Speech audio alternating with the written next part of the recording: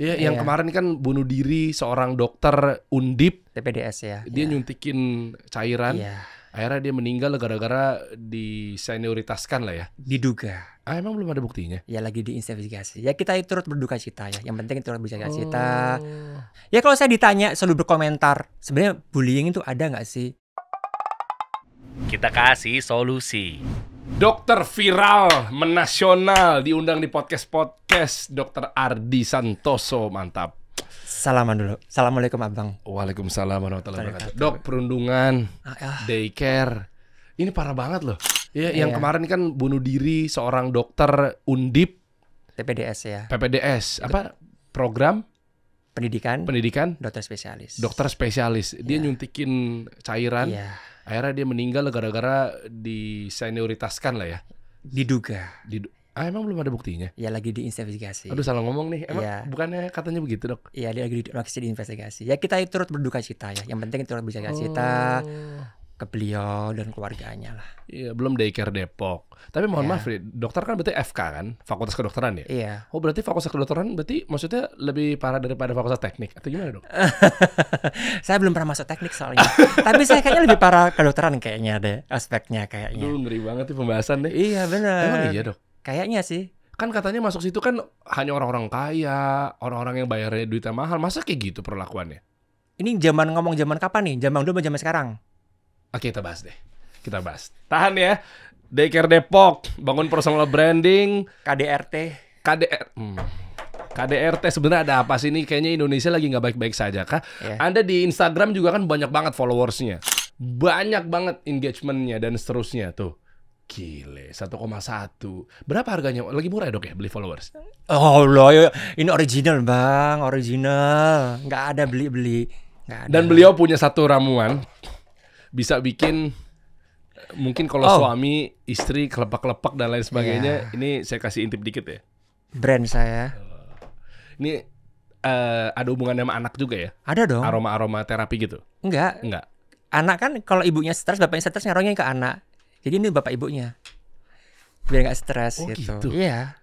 Wah, jadi masalah hilang gitu loh. Masalah semua hilang gitu. Gue sukanya yang tengah. Asli sih. Hidup kayaknya berasa tinggal di healing di pegunungan, ngindar dari masalah. Tapi begitu parfumnya habis, beli dong. Iya, masalahnya balik lagi dong.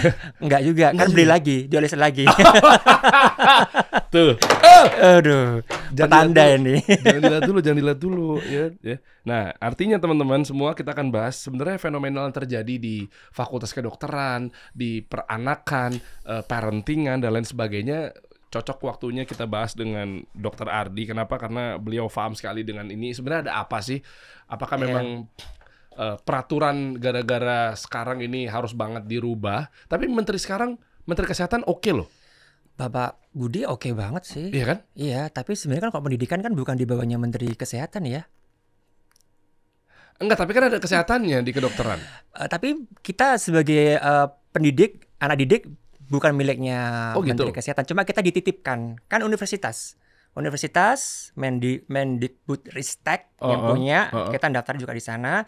Lalu dititipkan di rumah sakit vertikal, di rumah sakit pendidikan, di mana dipegang oleh Kementerian Kesehatan. Tadi Anda bilang katanya ada kata tapi. Saya lumayan pengamat copywriting. Jadi Pak Menkesnya oke sih, tapi kalau pendidikan di bawah dari Mendikbudristek, berarti Pak Nadiem nggak oke? Nggak tahu, karena saya nggak ngelihat suaranya. Mungkin beliau sibuk. Jadi saya nggak tahu juga. Tapi yang banyak komentar kok malah yang dari Kemenkesnya. Tapi saya harap semuanya, saya percaya kita kan ini demi untuk perbaikan ya Bang. Jadi ya semuanya harus bergerak lah, menginvestigasi supaya perundungan ini tidak akan ada lagi. Demi anak-anak kita semua. Wis, Bang. Jadi kita bahas ya sejam ke depan tentang anak nih, panjang dan banyak, kompleksitasnya tinggi sekali. Sampai akhirnya juga asupan-asupan buat anak juga harus diperhatikan terkait air mineral. Jangan sampai kan akhirnya kita kasih minum ke anak kita dan lain sebagainya, ujung-ujungnya malah yang tidak bukan BPA free ya. Itu juga masalah tuh karena merusak perkembangan otak. Dampaknya obesitas juga bisa. Iya, kalau BPA-nya itu ngelontok tuh ngelupas dari botolnya karena panas prosesnya, mungkin proses panas atau proses pembersihannya terlalu semangat banget, isi ulang biasanya. Ya pasti dong, BPA-nya masuk ke dalam tubuh dan efeknya itu gangguan metabolik, gangguan hormon, obesitas, macam-macam. Tuh kan gue udah curiga tuh sama yang konsepnya tuh Saraf tentang juga galon-galon isi ulang tuh gue udah curiga. harus hati-hati, apalagi untuk anak harus hati-hati. Jadi lebih baik bukan galon yang diisi ulang tapi guna ulang. Maksudnya mendingan beli. Pokoknya BPA free. Oh, oke. Dan meminimalkan resiko terjadinya penggunaan ulang terhadap bahan-bahan plastik tadi. Aduh, ngeri.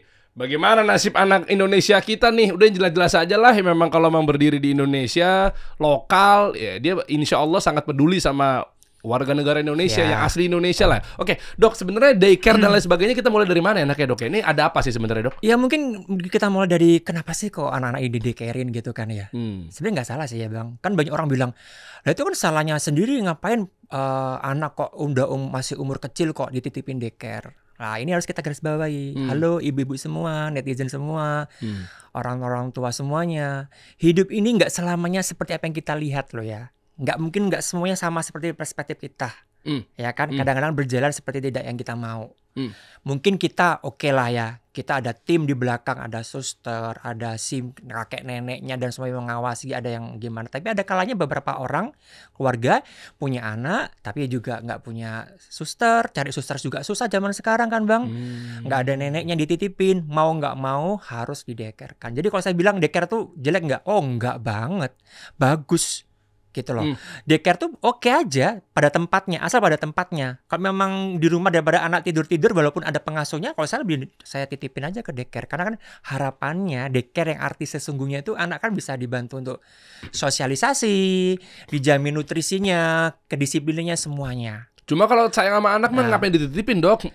Belajar parenting lah orang tuanya. Abang, di dalam kata sayang itu ada hal yang yang menyakitkan juga gitu loh. Kenapa? Ingat, hidup ini kan keras loh Bang. Iya. Ya, anak harus diajari juga. Saya setuju kalau kita mendisiplinkan anak. Karena orang tua sekarang lebih cenderung kayak apa ya? Kayak lebih memanjakan, nggak gentle parenting gitu loh Bang. Jadi lebih, nanti berhubungan kemana-mana. Lebih kayak apa ya? Lebih kayak mengasih kemudahan, terlalu sayang berlebihan. Sampai apa-apa dikit nggak boleh. Jangan nanti kamu gini, jangan itu kan nggak boleh. Emang kita jaminan kita hidup selamanya di samping dia? Oh ya enggak. Ya kan, Ya kita harus enggak. mendidik dia dari awal kan supaya dia nanti mandiri kan. Lah, salah satu filosofinya daycare ini adalah itu sebenarnya, salah satunya, selain nggak ada yang dititipin ya Bang ya. Cuma kenapa udah kasus macam-macam kan tuh oknum ya Bang. Mungkin kita harus lebih jeli, teliti, regulasinya itu mungkin lagi-lagi itu kan di bawah, nggak tahu di bawah kementerian mana ya mungkin ya. Anak tuh mana sih? Penitipan anak itu perizinannya kayaknya Sosial kayaknya ya. Mohon maaf kalau saya salah. Tapi yang jelas itu ada izinnya. Dan itu harus tetap dong, regulasinya tetap harus diperketat lagi untuk mendapatkan izin. Whatever siapapun yang punya, saya pun walaupun saya dokter anak, kalau punya namanya daycare tetap harus disupervisi dengan baik. Kan kasus kemarin kan juga dari ahli, maksudnya yang influencer parenting gitu kan. Iya, betul. Nggak jaminan gitu loh Bang. Tetap harus kita lihat, ada CCTV, kita pokoknya nitipin tapi jangan lepas cul gitu loh Bang, nek kata orang Jawa itu. Tetap kita ikut ngawasin gitu loh. Oke, jadi sebenarnya daycare ini ada yang cara ngelolanya, tips and trick, benar baiknya itu bagaimana? Boleh kalau punya daycare atau nitipin anak ke daycare, kalau apa misalnya? Atau tidak sama sekali? Better yang mana? Biar tuntas nih. Kalau saya ya daycare dong Bang, tapi dengan peraturan yang jelas, dengan semua regulasi yang diterapkan yang baik. Bukan orang tua yang merawat anaknya sendiri di rumah. Bang, kan saya bilang, hidup ini nggak sesempurna itu, gitu kan. Paham. Cuma Ya kan? bukan lebih bonding ya kalau orang tua yang megang. Zaman sekarang Bang, banyak anak-anak yang orang tuanya di rumah, tapi serasa nggak ada orang tua di rumah. Oke. Dimana semua pegang HP masing-masing. Iya lagi. Ya kan, coba deh kita ingat anak kita deh. Kita kerja, datang sore, ya kan? Anak sedangkan harus tumbuh dan berkembang. Kita mau nggak mau Bang, ya harus mau nggak mau kan mereka dititipin di sekolahan kan, dititipin di sekolahan toh. Bonding ya, yang terbaik itu kan kita tahu Bang. Tapi kan kondisi-kondisi tertentu kan nggak semua orang kan Bang. Ini nggak general ya Bang. Ya. Jadi kita nggak boleh menghakimin. Karena tiap orang punya keputusannya masing-masing. Kita harus lebih bijak gitu. Tapi at least kalau ada daycare, tolong dong daycare-nya yang diatur dong sama pemerintahan daerahnya. Jangan di gituin, dilepas gitu aja gitu. Oke, dan ada aturannya nggak? Misalnya anak umur sekian Nggak. dipegang sama orang tua dari bayi di daycare, Dok. Ada bang. Masa iya? Ya abang keliling aja ke deker-deker. Ah enggak, ntar saya ditendang lagi. Enggak, sorry, sama oknum. Udah diurus ya. Deker itu kan menitipkan segala umur loh bang. Kan lagi di ASI, lagi disusuin. Ya, Kalau di bawah 2 tahun. ya saya orang lapangan, saya tahu. Makanya saya harapannya nanti kalau cuti 6 bulan ya jangan dititipin anaknya ya.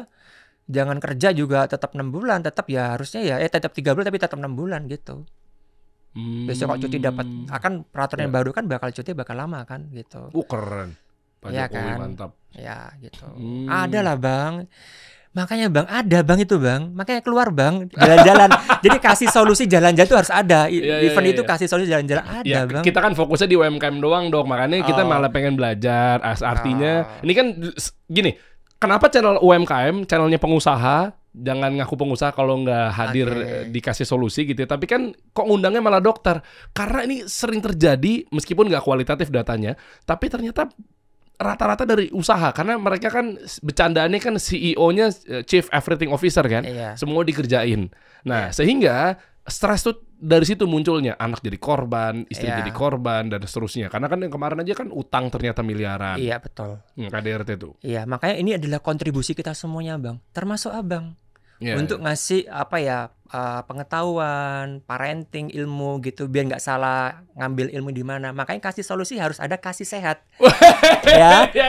Harus ada acara itu di podcast ini, di channel ini kasih sehat di mana nanti kita lebih bahas masalah kehidupan, parenting, kesehatan fokusnya. Memang harus gitu. dokter spesialis berarti harus yang ngerti dengan anak. Yang setuju komentar di kolom komentar. Asik. Ini langsung kita salamin aja bagaimana?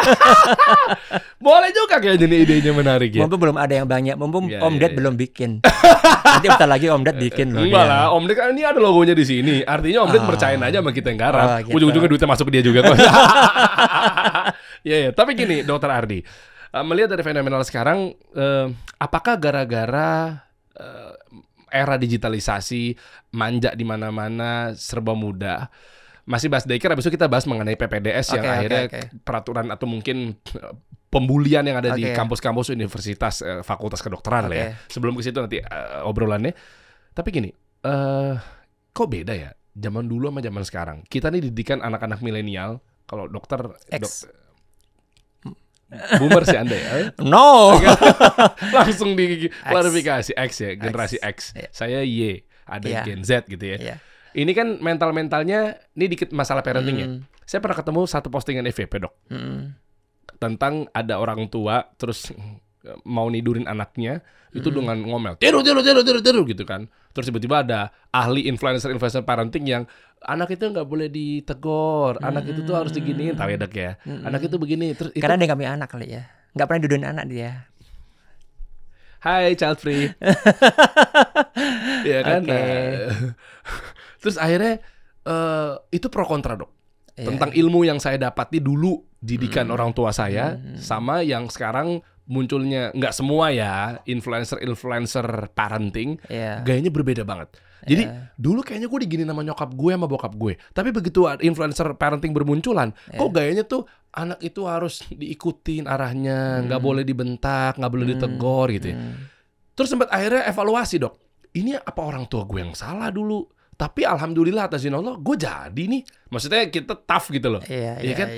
Terus akhirnya saya sama orang rumah tuh, istri apa segala macamnya, ini kita pakai pola yang mana ya? Sementara kami didikan gen boomers gitu ya.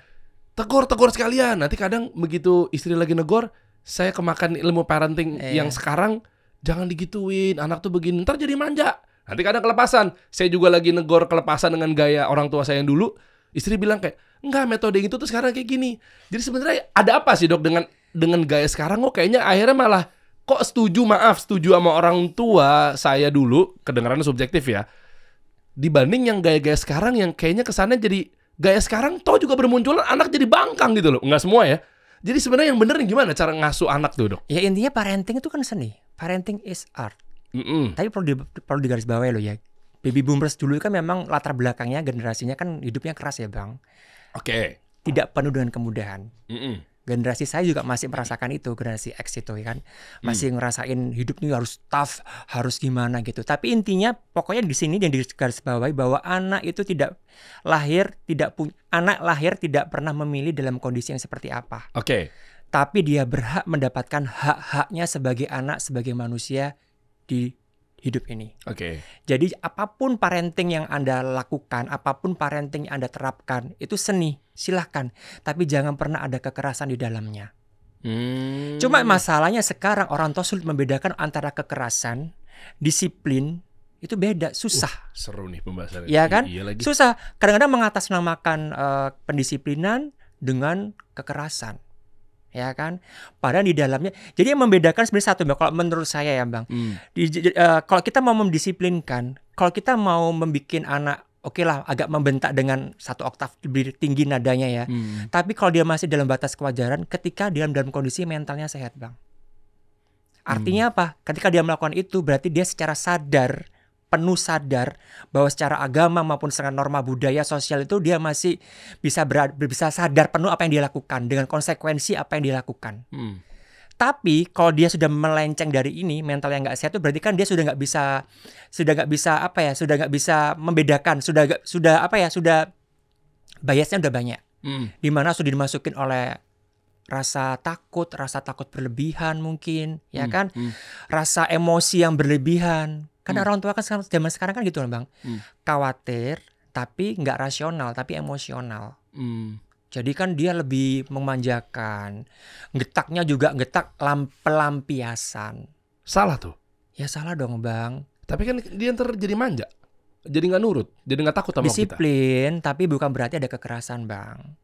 Kalau kekerasan tadi berarti mentalnya nggak dalam kondisi yang oke. Oh, oke. Kalau dia pendisiplinan, pasti dalam kondisi yang sadar, penuh dengan tegas, tapi dia tetap sayang dan sadar mentalnya masih sehat, Bang. Bisa membedakan dia. Oke. Ini demi kebaikan anakku. Kalau ini udah nggak lepas, lost control. Akhirnya terjadi kebablasan. Saya banyak nemui pasien di tempat praktek. Apa contoh kasusnya, Dok?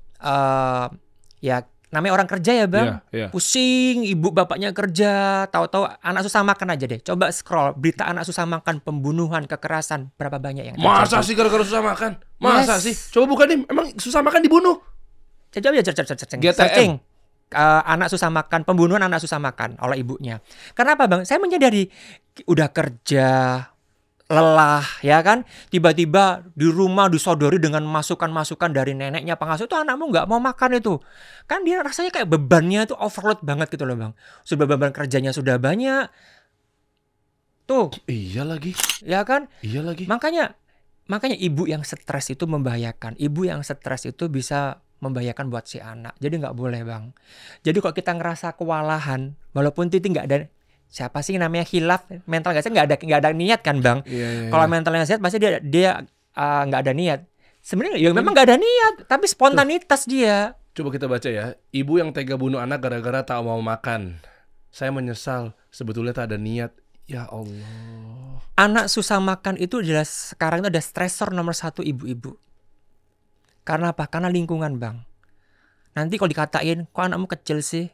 Kok anakmu susah makan, berat badan kurang ya? Itu itu mental banget loh, Bang. Maka saya selalu ngedukasi, jangan pernah nyinggung-nyinggung berat badannya anak orang lain. Apalagi nyinyir ya. Nyinyirin tuh jangan, dijaga ininya. Walaupun tuh orang rumah pun tolong jangan hargai itu. Hargai prosesnya si ibu dengan si anak. Keren nih ilmu nih. Iya bener lagi. Ya kan? Maaf ya, mungkin oknum mertua ikut campur. Ya. Mungkin Ipar adalah maut. Maut adalah maut. Kenapa lo jadi film, Dok? Maksudnya mautnya dalam kondisi yang banyak loh, Bang. Bener, Coba bener. Abang baca kolom komentar di postingan saya, banyak terlibat dan ternyata tuh terjadi gitu loh. Anak susah makan tuh makanya banyak orang-orang sekarang yang males, mohon maaf nih saya sampaikan, males ke posyandu karena judgementnya tinggi banget di sana. Ibu tuh ngedrop banget karena apalagi ini kan ibu-ibu zaman sekarang dalam zaman milenial ya, Bang, milenial Gen Z itu kan rapuh hatinya, rapuh setipis tisu tuh loh, Bang, seret gitu kan. Itu begitu nanti kalau dapat isu anakmu kok nggak mau, kok kurus banget ya dibanding anakku, itu langsung kayak rasanya tuh kayak hidupnya kayak anjlok gitu loh, Bang. Segitunya loh Bang, segitu lemahnya, bukan lemah ya, maksud saya tuh segitu fragile-nya ibu itu mentalnya Bang, kalau menyangkut anak. Maka jangan pernah nanya, "Abang anaknya kalau dikaitan gitu gimana coba?" Abang laki-laki, istri ditanyain coba. Itu stres Bang. Banyak yang stres sampai akhirnya menghalalkan segala cara. Entar dipijit, entar dicocolin sama biji mangga lah. Ada yang dipijit-pijit supaya. Jadi semakin lama ini akhirnya apa? Karena tekanan dari orang-orang sekitar, suami nggak mensupport mungkin, ibu ini berjuang sendirian, depresi, akhirnya dilampiaskan ke anak dan mencoba menghalalkan segala cara yang semakin lama akhirnya secara nggak disadari semakin tidak memanusiakan si anak. Wow. Harusnya kan malah kita membangun bonding yang baik kan. Yeah. Nah sekarang loh, anak nggak mau makan kan gampang toh Bang. Ya wes toh ya. Terus cara gimana? Nanti kita coba lagi bisa toh. Ya nanti dia sakit Dok. Enggak, mas saya kan sekarang nggak mau makan, ya udah nanti coba lagi dengan menu yang beda. Atau memanusiakan dia lah. Dek, kamu pengen apa? Ini udah bonding Bang. Kamu maunya gimana? Mau makan apa? Mau ibu bikinin ayam ya, ayam goreng ya biasanya ya. Suka enggak? Kan itu kan bonding proses. Jangan malah menyimpulkan sendiri, nggak malah anak ini belum bisa ngomong kok 2 tahun, apalagi 6 bulan, apalagi setahun ke bawah. Kita menyimpulkan sendiri, ini pasti anak saya nggak mau makan ini gara-gara mungkin orang motornya jelek, gara-gara sakit TBC, gara-gara ISK, gara-gara kurang dipijit, kayaknya harus hipnoterapi. Ini kayaknya harus begini, tanpa melihat si anak ini. Jadi anaknya jadi objek aja. Wow. Harusnya kan kita lebih mendekati. Gini, kalau kita ada anak susah makan, itu berarti warning buat kita. Berarti kita itu gagal memahami apa yang terjadi ke anak kita. Oke. Jadi yang harus kita lakukan pertama adalah 1, sabar. Yang kedua, bonding ditingkatkan. Dan itu sebenarnya terjadi, harusnya kita bangun sejak dia lahir. Makanya kalau lagi nyusuin tuh, HP taruh. Jangan nyusuin sambil gini-gini. Bonding itu ikatan loh ya. Jangan cuma attachment aja, tapi pelekatan bonding. Tatapan mata. Kan dia belum ngerti Dok. Ngerti Bang. Emang iya ya? Naluri, makanya zaman baby boomers naluri ada. Sekarang kan naluri udah nggak ada karena digantikan dengan sosial media, sibuk bikin posting, bikin apa. Tapi bondingnya ini nggak tercipta loh Bang. Hubungan akhirnya apa? Akhirnya bayi itu lapar, kenyang, nggak ngerti. Dok, lagi. Anak saya tuh kalau lapar tandanya gimana ya? Lah kan ibu yang lebih tahu dibandingkan saya. Itu pertanyaan parenting orang tua zaman sekarang. Iya. Dok, kalau seumpamanya anak saya makan sukanya telur terus gimana? Ya kan masalahnya di mana Bu? Ya kan nggak apa-apa. Masalahnya apa gitu loh. Kan tinggal ibu bangun komunikasi. Kan dia manusia. Anak itu manusia yang punya perasaan yang harus kita pahamin. Oke. Jangan ibunya ke sana, anaknya ke sana, egonya nggak ketemu. Anak itu juga punya ego, punya perasaan. Makanya ego kita turunkan. Ekspektasi hidup tentang anak diturunkan dikit. Karena kan ibu-ibu kan sekarang kan suka lihatnya sosial media. Anaknya cantik-cantik, anaknya pinter-pinter, anaknya artis. Dia pengen kayak itu, terobsesi kan ibunya kan. Turunkan ekspektasi. Maka saya bilang kalau ada yang konsultasi, tolong matikan sosial media. Saya rela ibu nggak menonton saya asal ibu lebih dekat kepada anak dan kepada suami. Wah keren.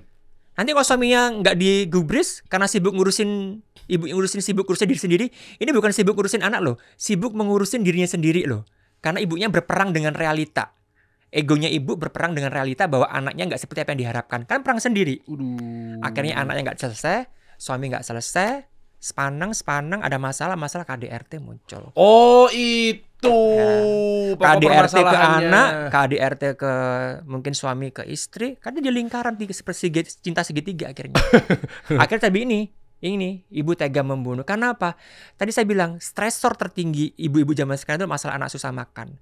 Dan kalau levelnya sudah sampai khilaf, itu berarti ibu telat meminta pertolongan. Makanya kalau udah ngerasa aku ini kayaknya nggak bebek saja deh. Kok gampang main tangan, gampang apa, ngajak ngobrol suami kok susah banget, suami pulangnya sore, capek, malas banget, paling cuma suruh sabar-sabar doang. Akan akumulasi tuh Bang. Namanya akumulasi itu kan bom waktu Bang. Meledos ya tinggal anaknya langsung hilaf kita. Gitu loh. Ini mantap ya Dokter Ardi, emang nggak salah ngundang narasumber emang. Saya udah bidik Anda dari tahun 2019. Masya Allah. Lah kenapa kasih sehatnya nggak muncul-muncul? Anda di Solo. Oh. Saya tahu Anda udah dari lama sebenarnya. Gue udah nge-follow 2018 akhir. Ini beneran loh, serius. Iya. Makasih Bang. Ya sama-sama. Saya udah ngebidik akhirnya, makanya sekarang saya yang manggil. Jadi Anda duduk sini nggak perlu bayar red card. Jadi gini. Aduh. Oke Bang. Iya.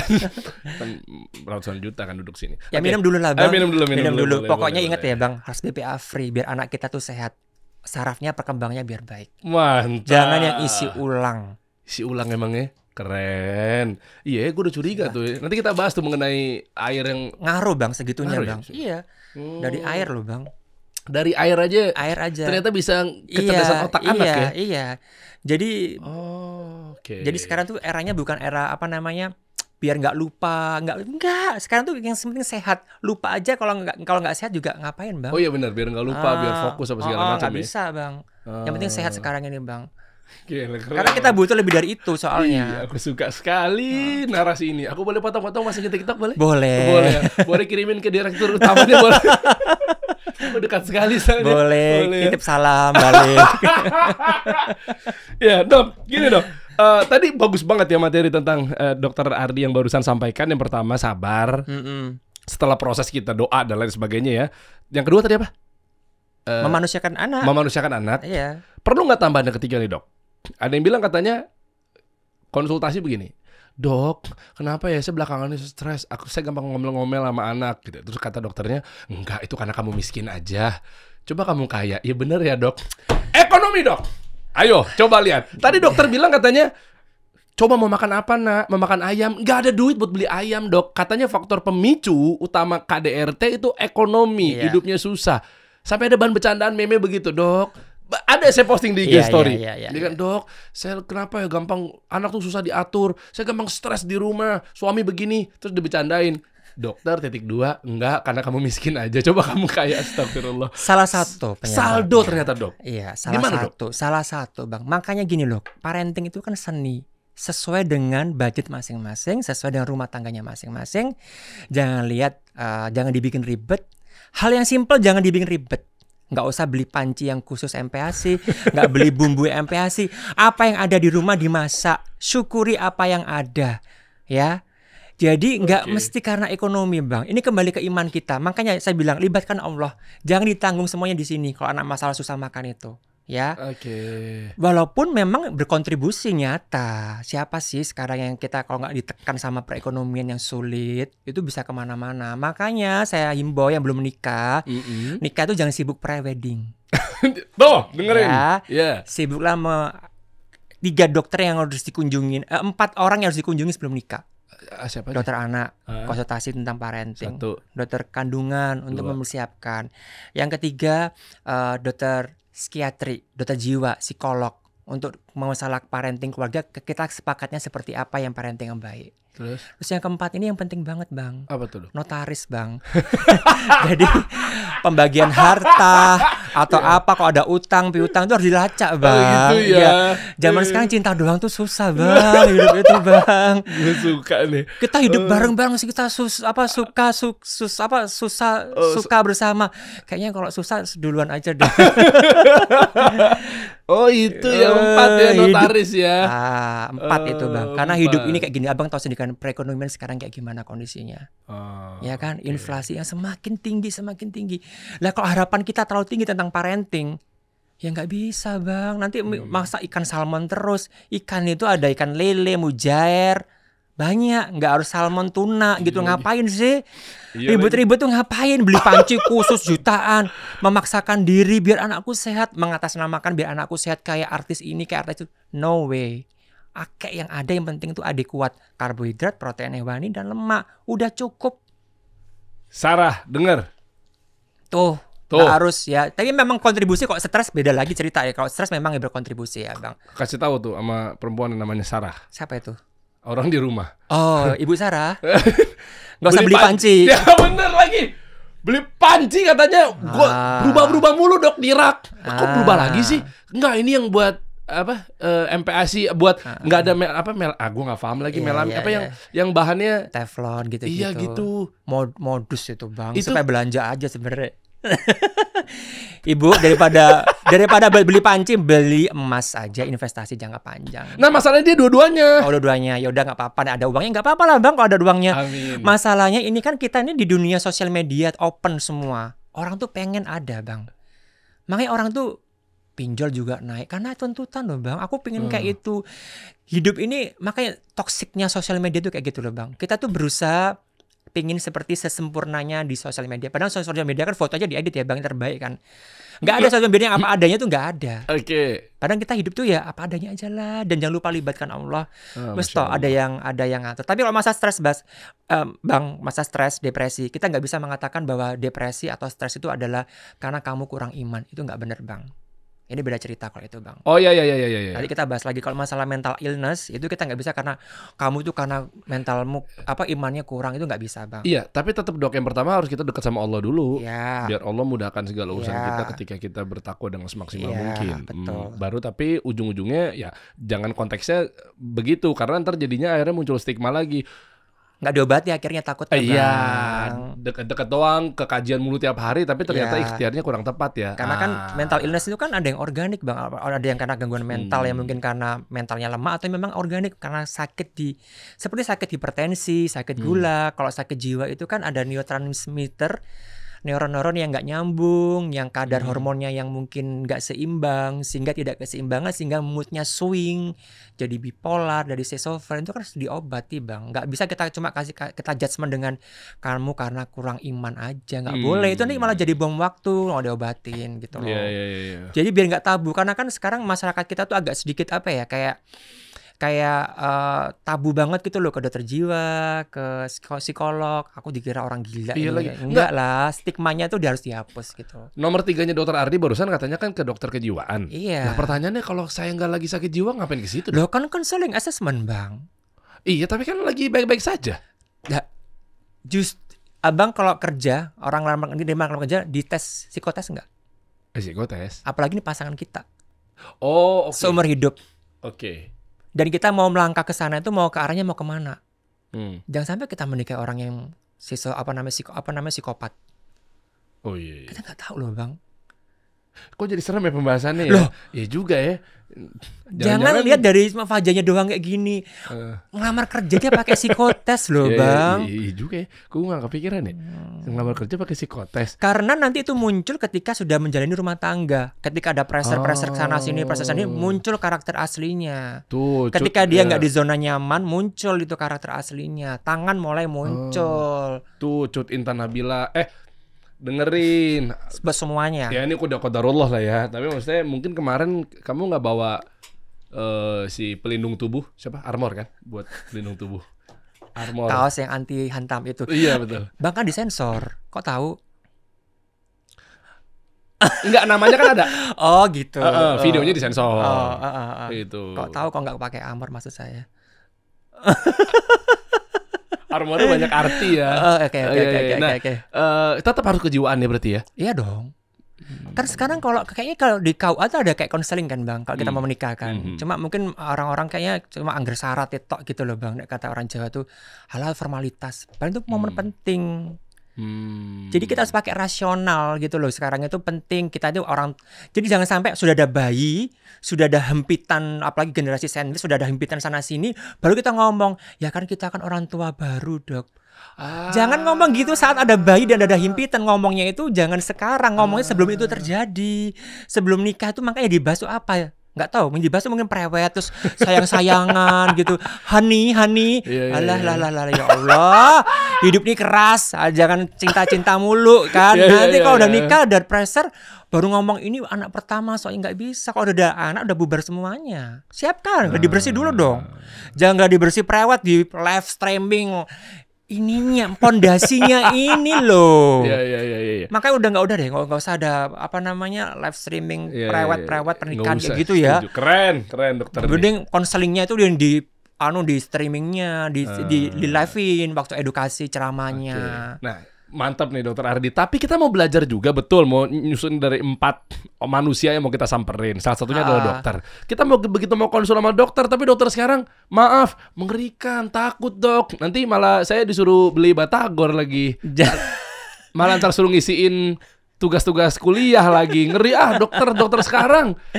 Nah, kita masuk ke ranah PPDS. Jadi kita mau konsul tapi cerminan-cerminan dokter sekarang di Undip meninggal, bunuh diri, katanya stres, dibully.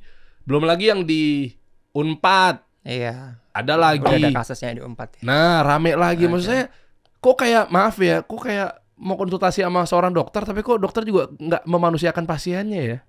Oknum loh bang, itu nggak semuanya. Iya loh. oknum. Kan pengalaman abang aja kan nggak semuanya kayak gitu loh. Oh iya, oknum. Iya, oknum. Tapi ya. Iya gimana? Oknum. Coba ayo kita bahas PPDS. PPDS itu memang program pendidikan dokter spesialis. Memang dia tuh S2 ya, setelah dokter umum jadi ambil spesialis. Ya kalau saya ditanya selalu berkomentar, sebenarnya bullying itu ada nggak sih? Kalau saya ngomong tidak. Ini disclaimer ya, bukan ini terjadi pada diri saya ya, karena di diri saya alumni UNS, saya nggak ada yang namanya bullying sampai sekarang, alhamdulillah. Maksudnya nggak ada? Nggak ada, jaminan mutu, kekeluargaan penuh. Kalau mau nyaman di UNS. Tapi kalau saya ditanya, ada nggak? Ya ada bang, karena bohong banget kalau saya ngomong itu nggak ada.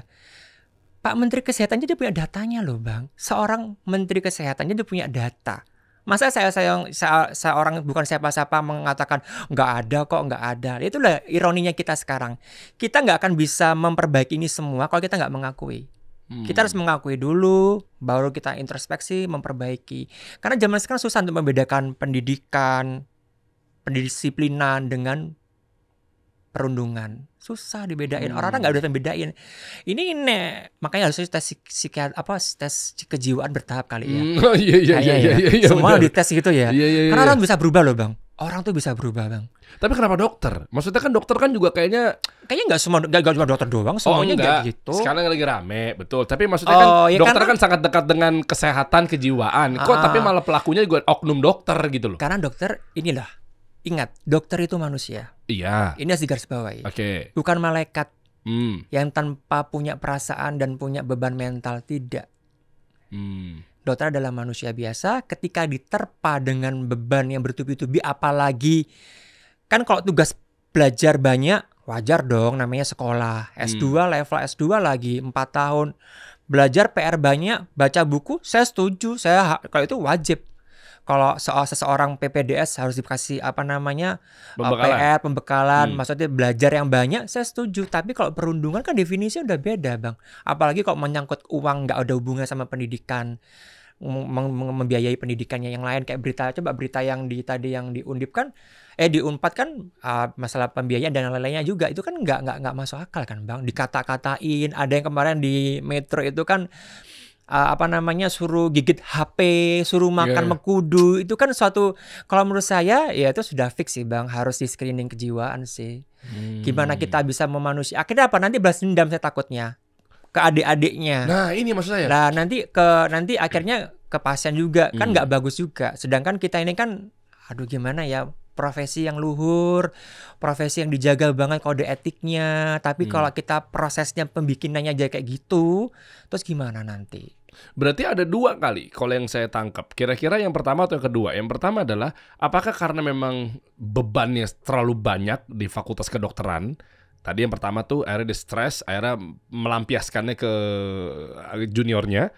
Atau yang kedua, karena memang ini udah turun-temurun senioritas. Jadi dia merasa kalau gue dulu diginiin, masa gue nggak gitu lagi. Jadi akhirnya menjadi tradisi. Kira-kira mana di fakultas kedokteran yang paling melekat dok? Ya kayaknya yang paling melekat ya turun-temurun ya, senioritas ya. Senioritas ya? Ya harus diakui itu bang. Dan itu gimana? Sudah berdarah daging kan bang, dari zaman dulu sampai sekarang. Tugasnya siapa berarti yang ya pemerintah dong, pemerintah. Sistemnya dong. Karena kita hidup di zaman dimana siapa yang berkuasa ya itu yang bisa menindas kan. Kita dikasih kesempatan tuh itu, nggak cuma di bidang kedokteran aja loh. Abang juga gitu kan, pasti kalau punya kesempatan punya tim power kan kayak gitu. Jadi mentalnya ini harus diperbaiki. Cuma selama ini nggak pernah dibahas kan, karena dianggap mungkin profesi yang sangat mulia, harus dijaga marwahnya. Ya ini memang ya gimana ya nggak bisa. Kalau mau diperbaiki, sistemnya diperbaiki semuanya, karena ini dikasih kesempatan gitu loh. Kesempatan ada gitu kan. Maksudnya bentar dong, ini harus dikelirkan nih. Profesi yang paling mulia, maksudnya kan masyarakat menganggapnya kayak gitu. Profesor, dokter. Kan jadi pelakunya rata-rata gitu. mereka punya pangkat. Ya kan semuanya toh bang. Kan kita nggak bisa menyalahkan masalah perundungan, nggak bisa satu sisi loh Bang, menyangkut semuanya hal loh. Kalau saya disuruh berkomentar, ini salahnya senior, salahnya ini, nggak bisa. Sistem semuanya yang harus ikut dievaluasi. Nggak mungkin sistem yang kalau baik ada perundungan Bang. Kita berkaca kalau pendidikan di luar negeri aja deh, ya kan? Orang tuh manusia juga butuh istirahat loh. Orang tuh juga butuh namanya, ya kan, burnout itu pasti ada lah Bang. Jadi kan kita harus sehat jiwa raga gitu loh. Apalagi ada kegiatan-kegiatan yang nggak masuk akal, yang menurut saya tuh kegiatan orang apa ya, kayak psikopat kan, masa disuruh makan mengkudu, disuruh apa kan tuh, itu udah bukan bullying kalau menurut saya. Itu kayaknya udah nggak normal itu Bang. Itu udah nggak normal, itu udah nggak menurut saya. Kalau minta tolong aja kan masih wajar toh Bang. Iya. Ya meskipun maksudnya nggak yang terlalu berlebihan gitu loh. Cuma sistem harus perbaiki Bang. Karena gini, senioritas kan gini kan, karena kita kooperasi ya, contoh ya, kamu kalau nggak deket sama aku, nggak nurut sama aku, nggak tak ajarin loh. Lah itu kan sistem kan Bang. Harusnya kan nggak kayak gitu kan. Harusnya kan kita pendidikan kan berlomba-lomba gimana caranya berprestasi, harus apa namanya ya, bagi ilmu gitu loh. Tapi kok baru keciumnya sekarang ya? Sementara kan ini kan 2 kampus negeri, Undip, Unpad gitu ya. Maksudnya kan dari dulu kayaknya kan cita-cita dari banyak orang tua ketika anaknya masuk di fakultas kedokteran universitas negeri misalnya. Dulu pun juga kayaknya pengen banget di sana, FK-nya FKUI, FK-nya FK negeri yang lainnya lah. Nah, tapi kok sekarang baru muncul? Apa memang ada tunggangan? Enggak dong, terima kasih buat Pak Menkes, Pak Budi Sadikin yang sudah dari awal sudah men-screening sampai ada surat edaran dan ada yang lain-lainnya, sudah memperbaiki namanya dunia kesehatan dengan baik dari segi SIP, surat izin praktek, sampai STR, sampai ke masalah bullying. Ini kan semua udah diperbaiki semuanya kan. Dan sekarang kan dunia terbuka toh Bang. Orang banyak yang apa namanya speak out semuanya kan. Ya kan yang keluar juga banyak sebenarnya kan, kita nggak pernah ngungkit-ungkit aja. Cuma yang saya sayangkan masih banyak orang yang bilang ini nggak kuat ya nggak usah sekolah PPDS. Nah itu menormalkan memaklumkan, itu nggak boleh sih. Kita harusnya sadar semua, seluruh Indonesia ini merenung, apalagi kalau kita orang dokter yang paham. Kayaknya kita memang nggak benar deh sebagai orang tua mendidik anak. Kalau kita kayak gini caranya tuh nggak benar. Kalau kita mendidik dengan kekerasan, pasti hasilnya dengan orang kekerasan juga kan Bang. Kalau kita mendidik dengan sayang, ilmu kan dapat. Kita boleh bertanding, tapi jangan bertanding dengan hal yang konyol lah. Bertanding dengan hal yang akademis juga lah gitu loh. Wow, ya. Berarti nggak semua di PPDS atau nggak semua di kampus gaya mainnya kayak begitu ya? Oh, nggak, tempat saya nggak gitu Bang. Dulu saya aman-aman aja, kekeluargaan. Ada saya dulu senior saya belum lulus, mohon maaf Pak Bu. Senior saya belum lulus, saya udah lulus duluan juga nggak apa-apa, aman-aman aja, diperbolehkan. Oh, jadi nggak ada yang kayak, kamu nggak boleh ngelangkain saya. Gitu. Kan ada kayak gitu kan. Di mana, kampus mana? Di UNS, 11 Maret Solo. PPDS anak top. UNS ya? UNS. Universitas 11 Maret. 11 Maret, inget ya, bukan Universitas Negeri Solo. Bukan. Orang taunya UNS itu. Bukan. Bagian anak kita kekeluargaan Bang, sampai sekarang alhamdulillah. Jadi kita fair dalam hal akademis. Karena memang kita bersaingnya di situ dalam akademis. Lah kalau saya sudah selesai sekolah, selesai semuanya stase, nilai sudah selesai. Ya boleh dong saya lulus duluan. Karena kan saya harus bayar daripada BSP, masuk nunggu seniornya selesai dulu kan ya enggak. Tapi senior kita legowo semua, enggak apa-apa, malah support gitu. Berarti andanya berarti masalah kenapa nggak lulusnya cepat. Dan guru-guru kami ya termasuk guru-guru yang hebat, bisa mensupport sistem yang bagus, yang kekeluargaan itu bagus. Wih, kampusnya Pak Harto. Apa gitu Bang? Kan Pak Harto di Solo dan 11 Maret dulu kan juga. Iya. Iya kan? Sejarahnya kayak gitu ya. Ini gak ada hubungannya Bang ya? Iya, dulu namanya kan PTPN dulu kan namanya. Iya kan? Berarti nyambung bener kan? Aku takut nih. Ya disambung-sambungin dikit. Iya. Ya memang parenting, dunia kedokteran ini memang harus satu pakai ilmu, dan yang kedua karena memang ini urusannya sama anak ya. Iya. Apalagi kan dokter Ardi juga dokter anak. Betul. Nah jadi anak ini memang harus hati-hati karena anak itu kan nggak bisa milih dilahirin dan nggak bisa milih juga mau diasup apa. Mungkin dia bisa teriak-teriak aja, nggak suka. Terus orang tua juga harus bijak. Termasuk ngasih minuman ke anak, termasuk hati-hati dengan jangan-jangan ini BPA free apa enggak. Nah ini kita bahas kalian lebih detail. Emang segitu ngaruhnya tentang ya ini lagi marak ya Bang ya. BPA free ini bukan BPA free. BPA ini kan lagi marak. BPA adalah kepanjangannya itu. Saya mohon maaf saya lupa kepanjangannya. Oke. Sebenarnya apa sih itu? BPA itu adalah bahan yang menempel di plastik pelapis. Oke. Ya, semua bahan plastik pasti ada. entah termos, entah botol, air mineral, galon isi ulang, semuanya ada. Oke, coba. Ya, jadi itu ada. Tapi dia itu klaimnya kalau nggak larut ya nggak apa-apa, aman, karena memang pelapis, memang bahan yang memang harus ada. Tapi yang jadi masalah ketika dia larut ke dalam air dan keminum sama kita, masuk ke tubuh kita, ke anak kita, itu jadi masalah di jangka panjang, Bang.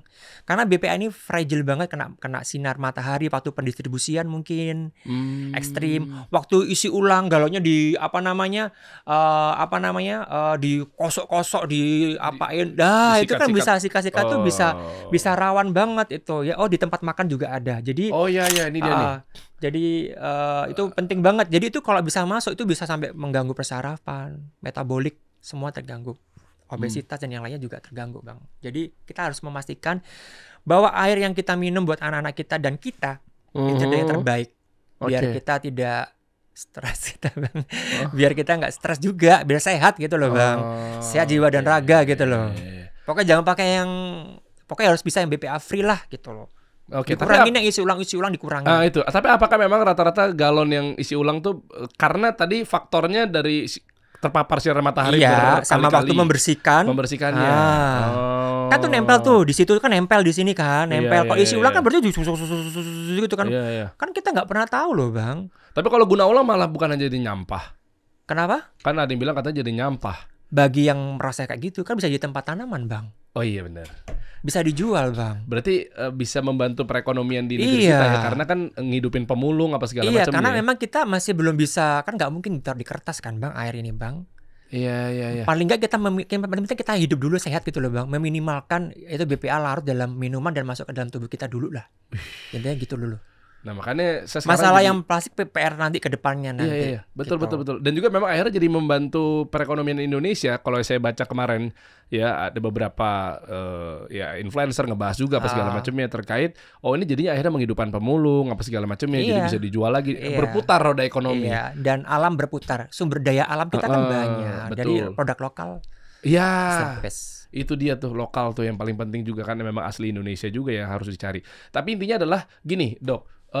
Jujur memang aku jadi akhirnya melihat dikit-dikit membaca apakah BPA free atau enggak. Itu jadi penting sekali. Kenapa? Karena orang tua kan di rumah, jadi akhirnya istri jadi kayak ini ya sekarang isunya lagi kencang banget ya.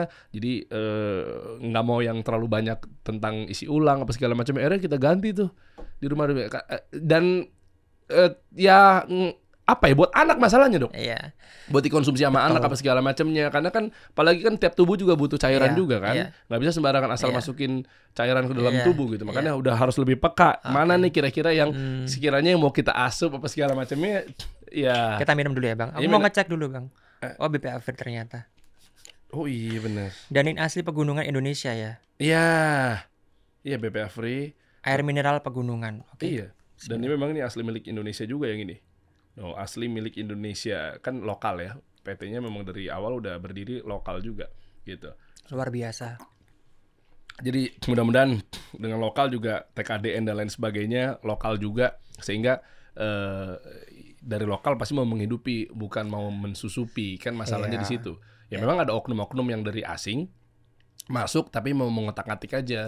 Ya kan? Pokoknya kita pakai produk Indonesia lah. Keren. Jangan lupa itu. Jangan lupa. Ya apalagi saya juga fokusnya membantu UMKM, channel-channelnya. Cocok dong. Nah ini berarti ya kesimpulannya BPA berarti bisphenol A. Bisphenol A ya. Oh, itu merupakan bahan kimia dari plastik kan. 40 tahun loh.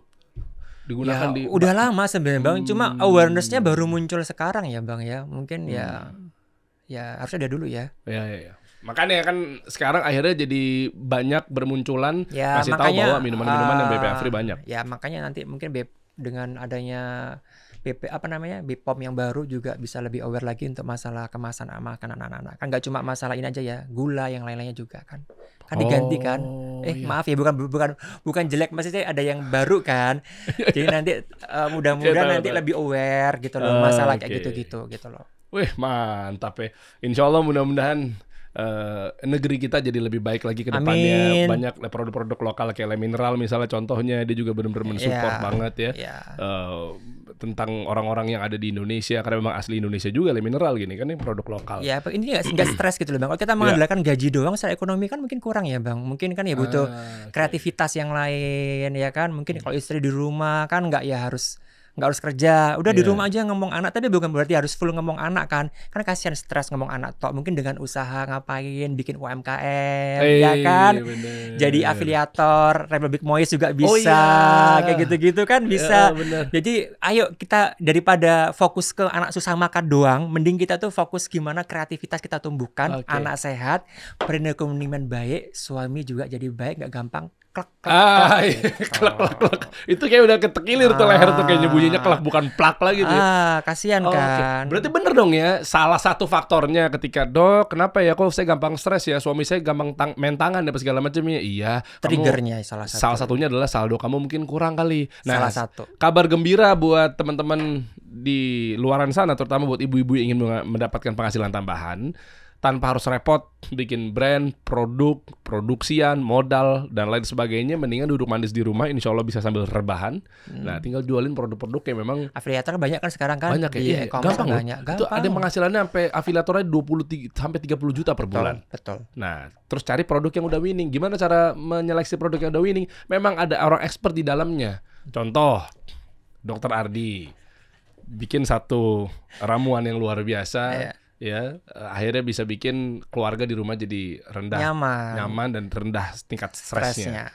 Boleh kasih tahu dong. Jadi Republik Mois ini gimana sih dong? Jadi Republik Mois tuh filosofinya ya harus moist, lembut gitu loh. Lembut dalam aromanya, ke kulit juga. Nanti kan juga ada brand untuk anak-anak juga soalnya. Oh ini? Iya, nanti Mois, Republik Mois, negara kelembutan. Wih, mantap. Jadi nanti produknya melembutkan, kita juga jadi lembut, bisa tenang, damai, anak sehat, suami bahagia, istri bisa belanja. Jadi kan asik gitu loh Bang. Asik lah, saffron yang amberwood juga asik banget tadi saya berkali-kali ya. Yang ini nih. Itu. Ini adem banget ya, kayak kita bawa istri lagi honeymoon ke Bali di pinggir pantai gitu hotelnya, berasa aromanya. Sebentar ya. Enak kan Bang, tahan lama dia non alkohol soalnya. Oke. Non alkohol dia. Iya, kalau alkohol kan biasanya cuma nyepre doang, tapi kan kemana-mana jadinya wanginya ya. Terus kalau kulitnya sensitif, jadi merah-merah, nggak oke. Enak lagi ya Allah. Dan wanginya mewah lagi. Insya Allah halal, non alkohol. Iya, masya Allah. Mewah dong. Mewah lagi. Dokter Ardi kan nggak mungkin ya. Buktinya Anda juga milih-milih untuk tampil di podcast ya. Branding Anda pasti kan di atas. Saya tahu jejak rekam Anda. Nggak pernah mau dihubungin sama radio saya waktu itu kan. Nggak pernah mau kan hadir di acara-acara di mall kan. Kan tanggung jawab kepada manajemen. Manajemen udah nge-build kita kan, harus tanggung jawab kan. Enak banget ya Allah. Enak kan Bang? Iya nih. Gimana cara untuk buat jadi agen atau resellernya? Ya tinggal kontak aja di Republik Mois produknya di Tokopedia atau di mana Shopee ada. Iya, ini juga nih yang ini nih. Ini yang Udi bacanya Sage apa Sage? Sage. Iya. Tuh. Jadi banyak nih di dalam saya nih badannya nih. Nyampur Bang nanti Bang. Nih kalau pengen tahu ada Tokopedia atau Shopee atau kontak Republik Mois aja langsung gitu. Langsung di sini atau mungkin di link di sini ada nggak? Republik Mois akunnya sendiri ada. Mewah nih, beneran mewah nih. Dan hasil 5, jadi satu box isinya 5 karena memang sesuai dengan sesuai dengan sesuai dengan karakter, mau pakai pagi, siang, sore, moodnya gimana. Aku pengennya lembut, pakai ini. Aku pengennya agak merangsang yang gimana sama ada tuh buat main. Ada yang buat main. Ya udah pokoknya pilih itu salah satu dah gitu. Oh iya bener ya, Udi Oat. Udi hazelnut. Aduh. Mana coba? Tuh. Nah. Oh ini art Tokped-nya. Nah ini kalau mau teman-teman tahu ya. Jadi ada Republik_Mois. Ini mungkin kita bantu cantumkan di deskripsi ya. Cek aja ya. Radiant Skin and Radiant You. Waduh. Wih, formulated by Ardi Santoso. Kalau udah dokter atau mungkin paham tentang formulasi mengenai aroma mungkin dan lain sebagainya kan berarti udah proven, nggak mungkin sembarangan. Apalagi saya tahu beliau agak picky untuk tampil di mana-mana. Karena enggak maksudnya nih ngeset bahwa ternyata quality over quantity mungkin bahasa gampangnya ya. Itu harus diutamakan tuh. Nih ada di Instagramnya seperti ini. Wow. Bisa langsung beli Masih baru launching ya nih. Baru. Baru launching. Base-nya di mana? Solo. Biasanya di Solo. Oh, oke. Nanti kalau Kasih Sehat udah launching juga mungkin pindah Jakarta. Iya. Setuju gak sih? Ini dari tadi kita pancing-pancing aja buat teman-teman kalau kita bikin channel khusus untuk kesehatan. Iya, kasih solusi biar untuk UMKM. Nanti yang untuk keluarga, untuk kesehatan, parenting biar kasih sehat. Kasih sehat, asik lah gitu ya namanya. Kalau pada setuju coba komen di bawah nanti kita cek. Tapi pakai channel sama aja kali ya Bang. Channelnya satu tentu rame-rame gitu loh. Jadi jadi harinya diganti-ganti aja. Ya, intellectual property-nya memang beda-beda. Ya, ya kan? Tapi channelnya satu kan. Gitu. Lebih juga. Emang ada brand yang mau langsung masuk nggak? Le Mineral juga kayaknya untuk support pertama nih kayaknya, ya nggak? Pasti. Mas Feby, ya nggak sih Mas? Mas Feby baik orangnya, ya nggak sih Mas? Karena banyak orang yang berlomba-lomba ingin memberikan yang terbaik buat anak. Dan perlu kita edukasikan yang benar kan. Nggak asal mengedukasikan kan. Ya di tempat yang benar. Tempat yang benar di mana? Ya dikasih sehat. Gue curiga nih orang nih kayaknya marketing nih kan. Pengusaha nih kayaknya. Dok, di ujung obrolan Dok, kira-kira nih buat para orang tua menyikapi tentang daycare, ya conclusion lah. Kesimpulannya, jadi kita nih harus gimana? Karena banyak sekali ilmu-ilmu atau influencer. Kita pelajarin sama influencer parenting, ujung-ujungnya oknum juga. Jadi banyak jebakan-jebakan Batman nih Dok. Kemana kami harus melangkah Dok? Dimulai dari sebelum menikah pokoknya. Oke. Kuatkan engagement kalian berdua, bonding kalian berdua, siapkan segala sesuatunya dan siapkan bahwa dunia ini keras, nggak semuanya berjalan seperti apa yang kita mau, terus siap mental. Kita harus menyiapkan segala sesuatu dari awal gitu. Jangan bikin hal yang simpel menjadi ribet. Ayo literasinya ditingkatkan ya, tolong ya, jangan dari sosial media. Jadi baca buku KIA Kemenkes harus dibaca. Itu udah lengkap semuanya tentang parenting anak. 1000 hari pertama kehidupan anak dari ibu hamil sampai anak umur 2 tahun. Di buku tuh ada. Jadi jangan mendidik anak dari sosial media. Karena kan cuma 3 menit, 2 menit gitu loh Bang. Kan mau jadi anak seperti apa ya. Dan harus aware dengan kesehatannya masing-masing, termasuk kesehatan jiwanya. Kalau merasa terganggu, bermasalah, segera cari bantuan. Dan pinter-pinter mensortir mana yang harus dilihat. Karena kan parenting itu seni ya Bang.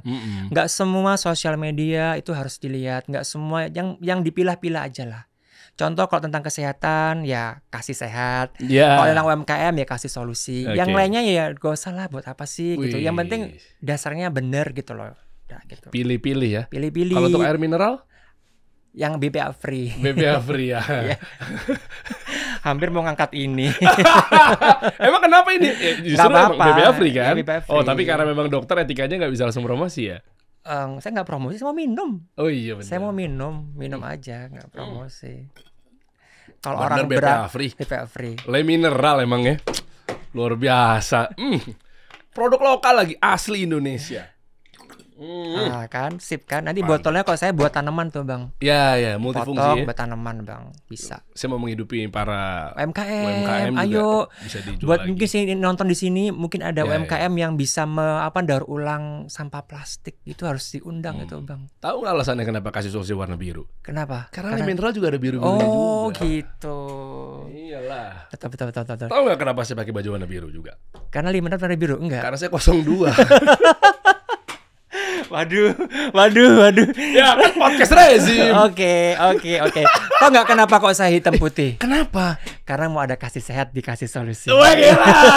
Ya. Netralitas sekali ya buat kesehatan deh. Karena harus bijak, harus netral. Keren, mantap. Makasih Dokter Ardi. Sama-sama Bang. Mbak Dery makasih banget. Kita tunggu di programnya Kasih Sehat ya. Kita tunggu. Bismillah. Oke, komen di bawah teman-teman kalau setuju lebih lanjut ya. Kita kasih solusi.